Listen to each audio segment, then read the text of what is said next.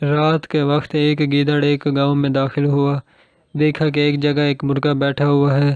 کہنے لگا، میاں مرغے، میں عرصے سے اس گاؤں میں آتا جاتا ہوں۔ تمہارے والد سے میرے تعلقات بہت گہرے تھے۔ ان کی آواز نہایت ہی سریلی تھی۔ وہ میری خاطر 2-4 بانگیں دیا کرتے تھے اور میں خوش ہو کر چلا جاتا تھا۔ مرغا کہنے لگا، میں بھی اپنے والد سے کم نہیں، ذرا سنیے تو میری بانگ۔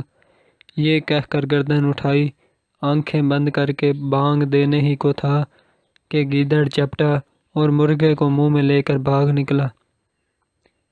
جب اگلی بستی میں سے گزرا تو وہاں کے چند کتوں نے اسے دیکھ لیا اور اس کے پیچھے بھاگے۔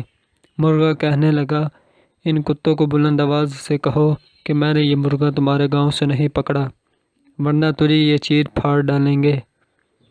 گیدڑ کو بات پسند آ گئی، لیکن جو ہی اس نے منہ کھولا، مرغا اڑ کر ایک درخت پر جا بیٹھا۔ گیدڑ کو بہت افسوس ہوا اور کہنے لگا، لعنت اس منہ پر جو بے موقع کھل جائے۔